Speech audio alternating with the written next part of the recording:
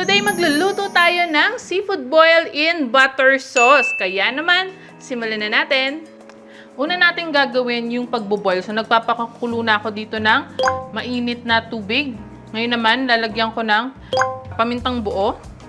Ayan. Tapos, since maliliit at guray-guray na tong aking dahon ng laurel, siguro mga 3 buo yan. 3 buo na dahon ng laurel.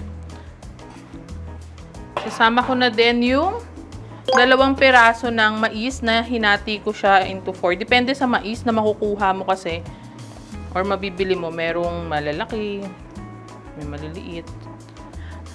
Yung mais natin, habang niluluto natin siya, habang pinapalambot, ilalagay ko na din yung aking alimango. So, 2 piraso to na hinati ko na siya into half. At, ibuboil lang natin siya ng 10 minutes. After 10 minutes, tanggalin natin yung mga crabs. Iwan natin yung mais dyan. Next naman, yung 1 kilo ng squid. So, medyo malalaki yan. So, hinati ko siya ng pabilog. At lutuin natin ng 10 minutes din. After 10 minutes, ahunin naman natin yung ating squid. Lagay natin dito sa tray. Ngayon, ilalagay ko naman yung 1/2 kilo ng tahong. Ayan. So, sa tahong naman, basta bumuka na siya, pwede na yan. So, check natin. Ayan, pag bumuka na, pwede na to. So, lagay na ulit natin sa tray.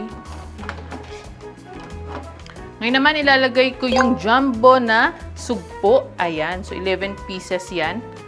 Buboy lang natin ng 2 minutes. After 2 minutes at color orange ng ating sugpo, ayan, lalagay na ulit natin yan sa tray. 1, 2, 3.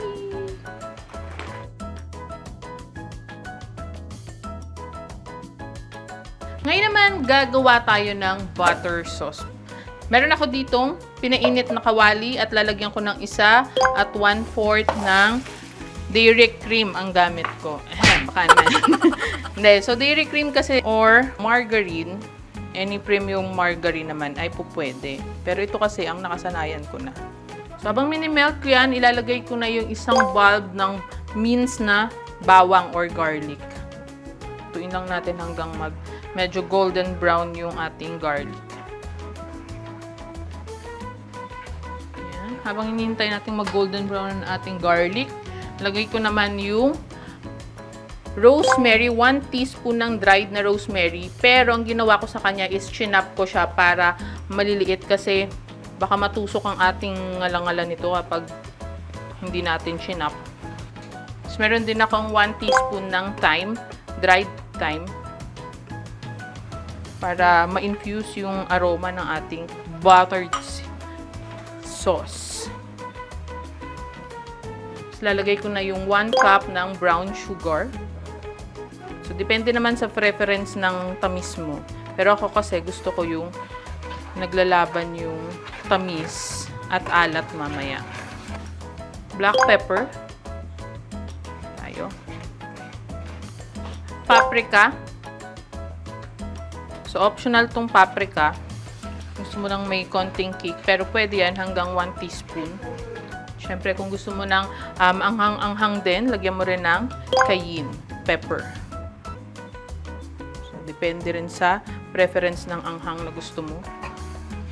Lagyan natin nung seafood stock. Yan, parang na-deglaze yung butter sauce. Yung seafood stock, ito yung pinagkuluan nung lahat ng mga seafoods natin kanina. So, napaka-importante nun kasi nandun yung lasa ng seafoods talaga. So, titimplahan natin to ng asin. Pwede kang gumamit ng iodized salt. Pwede kang gumamit ng rock salt. So, i-simmer lang natin ito. Hanggang sa medyo ma-reduce yung kanyang sauce dito. Maging parang thick na yung sauce niya. Yan. Pag ganito na, nagsisimula na siyang lumapot, no? Bago yan tuluyang lumapot, maghihiwalay muna tayo para pang glaze natin mamaya. So, Kahit konti lang. Tapos, lagay na natin yung ating mga seafoods para lasa niya is manuot na dito sa mga seafoods natin.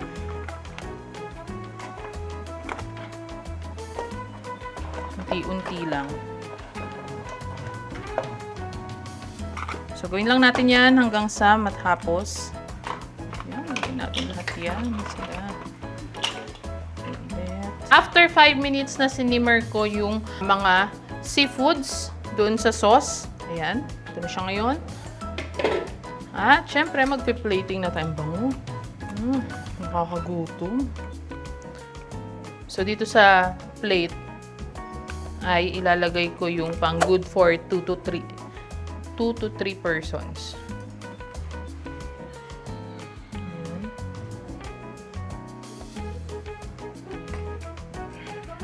Dapat kumpleto ricados yan. Ating squid. Tapos yung corn.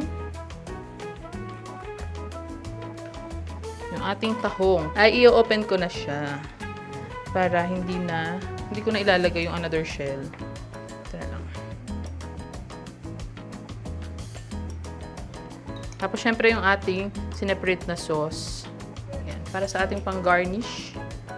Onion leeks. Tapos, roasted garlic. At parsley. Siyempre, linisin natin yung gillids.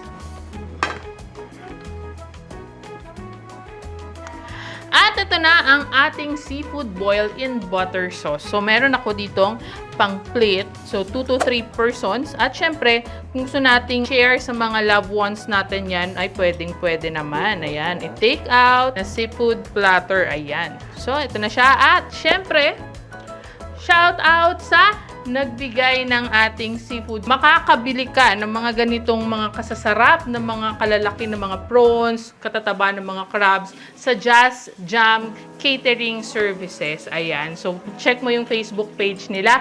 At syempre, kung naging helpful sa itong video na to at gusto mo naman ng masarap din na pang-ulam na pwede mong inegosyo, i-check mo yung kare-kare recipe dito. At syempre, give me a thumbs up, subscribe, at i-hit mo na yung notification bell para updated ka sa mga pampamilyang recipes pa natin.